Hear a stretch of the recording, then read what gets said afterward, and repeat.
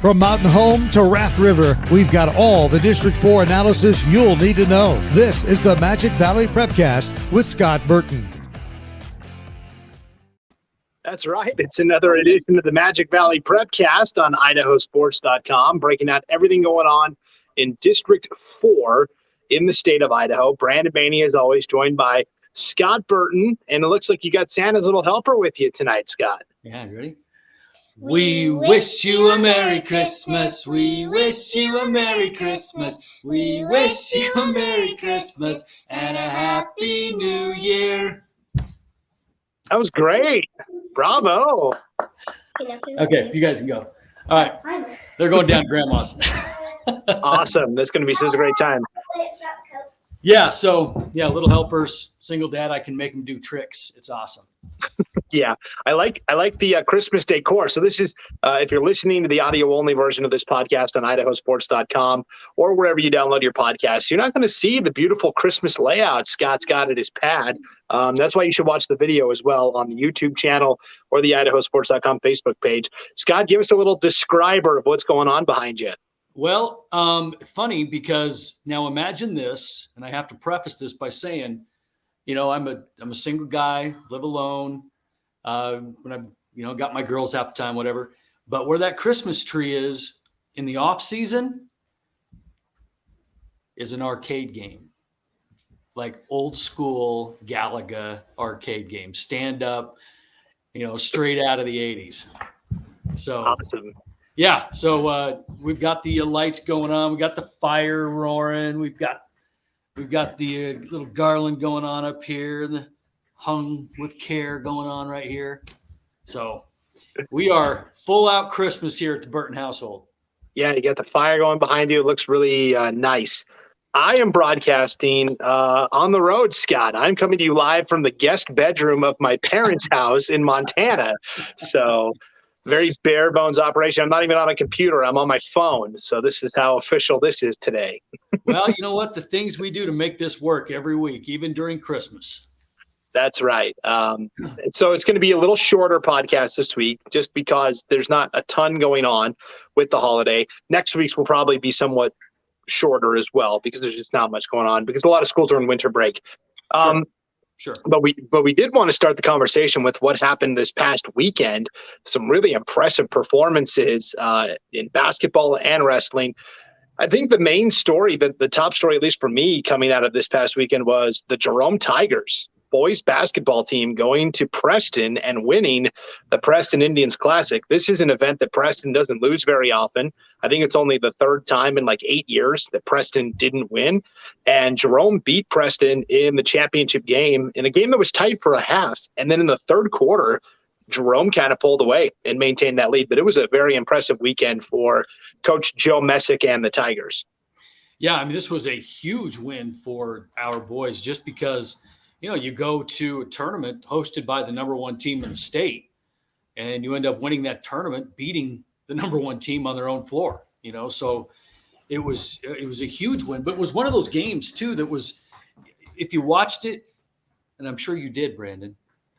I mean, I was there. Yes, I was on the call for that game, which, by the way, you can watch on IdahoSports.com. Just click on the archive. Game streams tab, but continue. Yeah, it was quality basketball. I mean, it was 2 4A heavyweights slugging it out. I mean, they both shot ridiculous from the field, 50%, 49%. Turnovers were about even. I mean, up and down the stat line was really, really even. And there was some quality execution, some great defensive stops. It was just maybe down to the free throw line where Jerome had the advantage, but that was a good basketball game played by two very good basketball teams. And for Jerome, the way they started was very impressive because you think of typically Jerome as, well, it's Scotty Cook and Mikey Lloyd, and then everybody else kind of gets theirs after. But really, it was Colton Elison who kind of started the game with a bang, with a couple of threes from the corner. Skylar Maurer scored on a nice drive. So I think Jerome showed that they're not just a two-man team. They've got a good, solid, versatile group of players. They've got a starting five that can all score, and in this game against Preston, they only played 7 players, and so that really does not only kind of exhaust your boys, but at the same time, it's so much easier to get into a rhythm. It's so much easier to find that substitution pattern because you're not subbing a whole lot.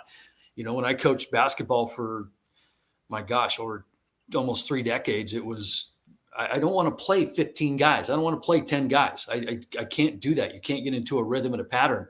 And Jerome played 7, and it really worked for them. And Elison really started it off with scoring the first 8 of the game. So, I mean, it was a really good team win played by the Tigers. You're muted, Brandon. There we go. There's a lot of commotion going on at my parents' house, so I'm trying to mute myself when I'm not talking. I forgot there. Thanks for the heads up. That's why you're the best co-host in the business. How about that? We'll see what happens the second time you do it. Right. Jerome is finally getting some respect on a statewide level now, too. They're finally ranked in the coaches poll. I thought they should have been ranked prior to this. And the way it looks to me, Scott, in 4A basketball is in boys, you've kind of got this group of 6 right now that have kind of separated themselves from the pack. You've got Middleton and Bishop Kelly. Mm-hmm. You've got Jerome. You've got Hillcrest up in District 6, and then Pocatello and Preston, I think, in District 5. Now, only 5 of those 6 are going to get to go to state, but it's setting up for what should be some pretty intriguing matchups down the line at state if all those teams get there. Oh, absolutely. I mean, you look at the new top 5 led by Middleton, who received 2 first-place votes at 5 and 1. Jerome and Preston were tied for second. Everybody's got a loss. Hillcrest is ranked number 5 with 2 losses. Bishop Kelly is ranked number 4, but with a loss. So if you look at kind of at least 3 of those teams, Bishop Kelly beat Jerome to give them their only loss.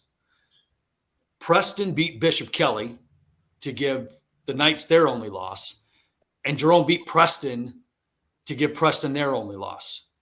And so you've got these teams that are just so evenly matched. And then you factor in defending champ Middleton and Tyler Medeiros, the 8-footer, maybe not quite, but I mean, the kid is 6'7" and agile and big and a player. And we saw that last year, at the boys state tournament when I called that one up there. But Middleton, Jerome, Preston, Bishop Kelly, Hillcrest, and then you factor in, like you even said, Pocatello, who's a really good basketball team. I mean, there are some really good 4A teams this year. Yeah, it's going to be fun to watch those teams duke it out over the course of the season. The other boys basketball game we were kind of keeping an eye on last week was last Friday night, and we previewed it on last week's podcast, this big matchup between Wendell and Valley at the 2A level. And Wendell won, which didn't surprise me, but maybe the margin of victory. They won 59-44, a 15-point win for the Trojans, and a nice win for Coach A.J. Kelsey. Yeah, no, that was a big win. And the big story here, obviously, is, Valley was a little shorthanded, didn't have Campos, and you don't have him.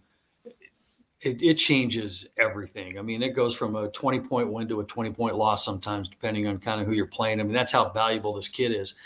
And Wendell knew it. They knew that they were going to get a shorthanded team in Valley, and they got to take it kind of as it was and not kind of start patting themselves on the back too much because you didn't beat a full strength Valley team. And that time will come, so, they got some really good, some performances. Kyle Christensen played really tough for Wendell. Let's see, what else we got? Kai Kendall was a name that was mentioned to me. Carson Lemoyne, they're getting some really good performances from some players Wendell does. So, I mean, even though Valley wasn't full strength, Coach Kelsey told me, he goes, this game didn't mean much. I mean, it truly didn't. I mean, people are looking at Valley Wendell and then they all get excited about it. But, Campos was gone. It was early in the season. He goes, let us beat Valley with a full strength Valley team at the end of the season. That's the game that we want to win. This one isn't going to mean anything. But, a little confidence maybe perhaps for Wendell, but, Wendell picking up where they left off, and they hope to get right back to state like they were last year.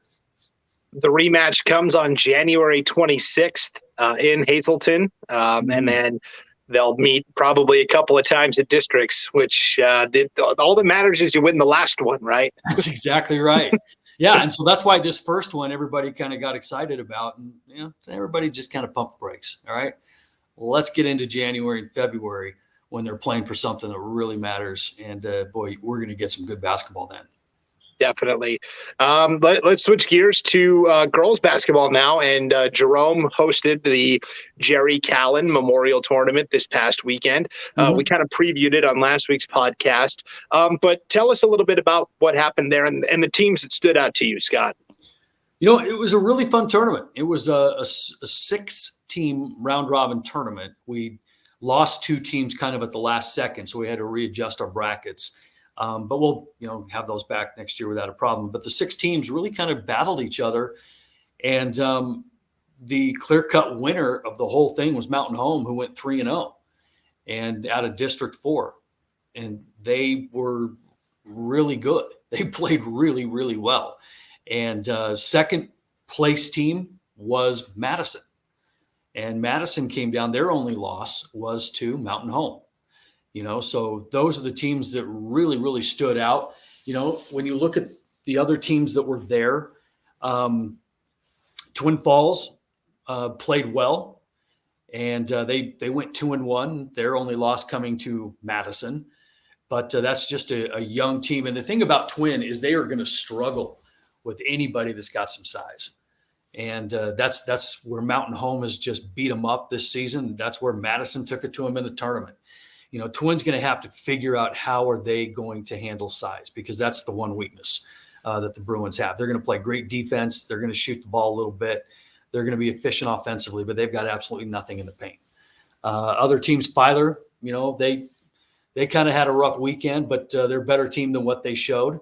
And Jerome should have easily gone 2-1, but they didn't. They went 1-2. They beat Filer in the last part. They lost a heartbreaker to Emmett, who was also there, missed a shot at the buzzer to win that one. So overall, the games were really competitive and tons of fun. And for me, I was the guy that was on the mic.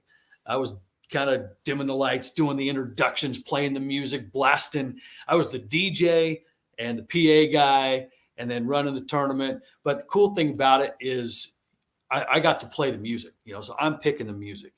And I'm not playing any artist that has Little in their name or Lil or whatever they do now, they were not on the playlist. So you were getting 80s and classic rock, and you were getting all sorts of stuff. And almost became one of those things to where I've had so many people come up and say, "Can I have that playlist?" Man, that was awesome. Will you come play at our games? And I felt like, if you ever been to I went to AT&T Stadium, watched the Cowboys play last year, and they've got a DJ up there tucked in the corner, and on the big screen during timeouts, boom, they cut to him, and he's got dancers all around him, and he's up there spinning. And it's like, man, everybody's forgetting there's a football game going on at Texas Stadium. Well, at times that's kind of how I felt. I got lost in the moment, man. I'm just spinning and having all kinds of fun, dancing at the table. And there were 2 times that I remember that I got an elbow from the scorekeeper who's working with me, because the officials were just standing there waiting for me to turn the music off, and I'm just kind of doing one of these things. And oh man, it was a great time. It was a really fun time. That's awesome. When you say no Little or Lil, I know exactly what you're talking about. Little Richard, the guy who started it all back in the 50s, right? Oh yeah. Let me walk that back just a little bit. Anything with LIL, Little's fine. The LIL ain't gonna do that. Right. That's awesome that you got to have a little fun playing DJ this past weekend too. That's a lot of fun. That Great Basin Conference continues to look like Burley and Mountain Home kind of separating from the rest of the pack. Burley's 11-0, Mountain Home 10-3. We'll see if one of these teams can emerge maybe in the new year and challenge. But right now it looks like they've kind of got that on lockdown. You talked about Filer. I forgot to mention that Filer also came and played at the Preston Indians Classic. So I got to see Filer for 3 games. Now, it was kind of just a last-minute throw-in where they weren't actually part of the 8-team bracket. Right. But their coach, Rob Anderson, I was talking to him, and he said, basically, we had 4 non-conference games get canceled. So I called up Preston and said, I don't care who we play. If we get 3 games, that's great. So they played Bear Lake and lost a game they could have won. They only scored 21 points. Then they lost to the Preston JV, which the Preston JV is pretty good. It's a good team. And then they beat Skyview Utah's sophomores on Saturday, and that's another bigger school from Utah. That was actually a good matchup for Filer. And that was a game they won without their senior point guard, Drake Spears. He had another engagement, wasn't with the team on Saturday. And so it was nice that they were able to find a way to win. The biggest problem for Filer is kind of like you were talking about with the Twin Falls girls. If they run into a team with any size, they are in trouble. They've got one guy that can play down low in Joseph Berteo. And otherwise, it's a lot of 5'10s, 5'11s. But Filer's a well-coached team, and I was impressed with what I saw from the Filer boys as well. I forgot to mention that. So. Yeah, no, you're absolutely right. It's a good team, and good teams are going to figure out how to cover up those weaknesses, and they're going to do it paint by committee. Paint by numbers is what we used to call that, because it's like we're going to need more than one guy down in the paint securing things. So we just put the numbers down there, and they're going to have to figure out a way to do it, and they're going to have a lot of team wins, and that's kind of what you do when you're small. Yeah, definitely.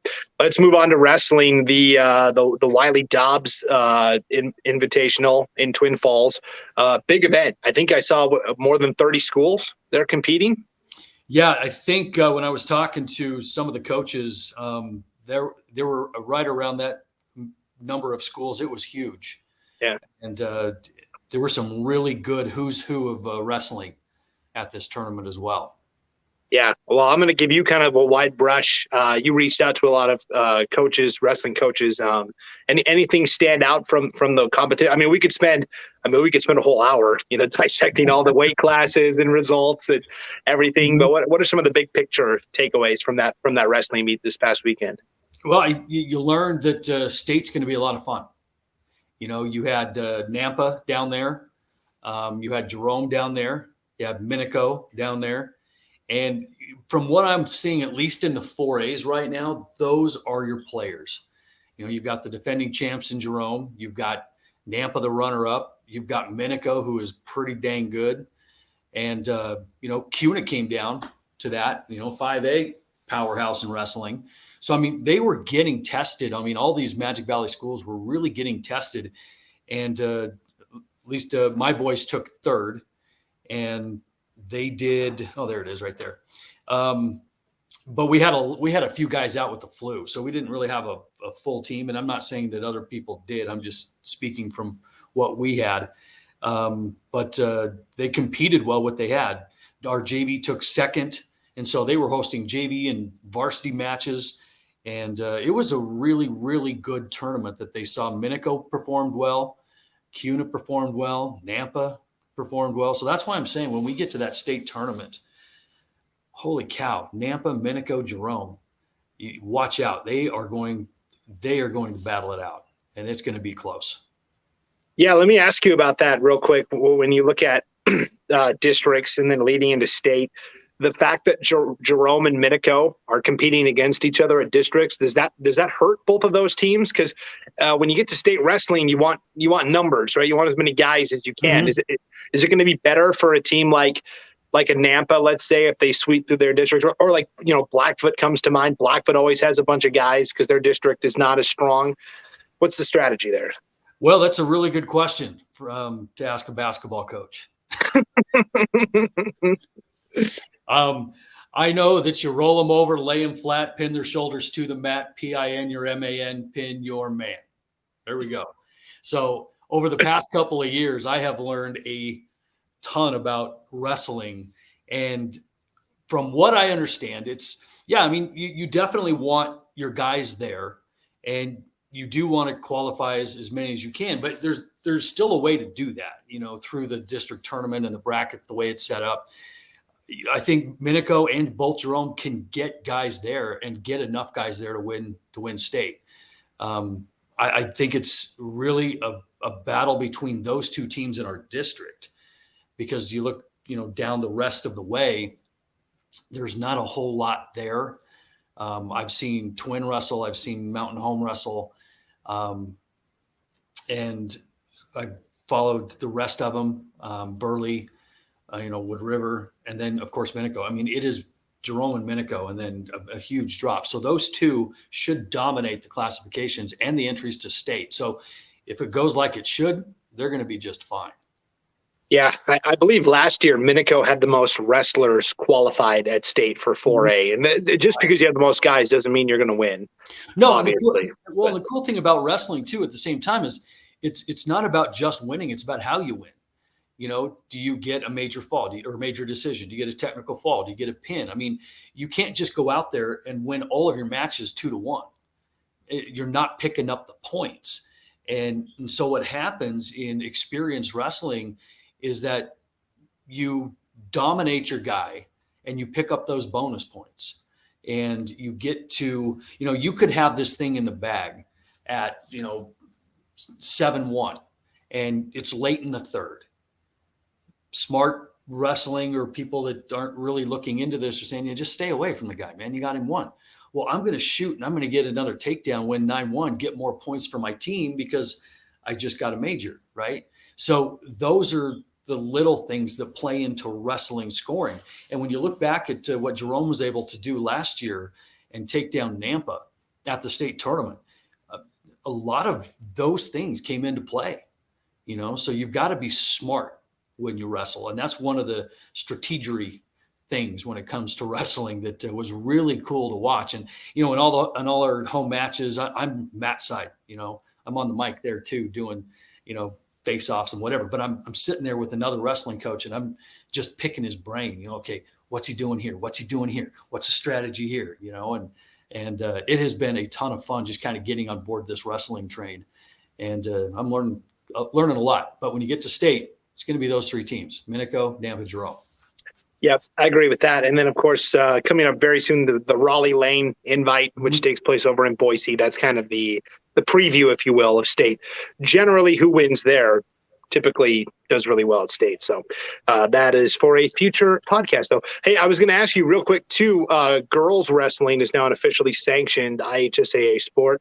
What is the participation like at Jerome for girls wrestling? Not good at the moment. It's not. I don't know. I guess we just don't have the girls right now that are interested in that. But you go across the river to Canyon Ridge, and it's a completely different story. They've got a bunch. I mean, Mountain Home came down and wrestled us in a duel last week, and they had 3 or 4.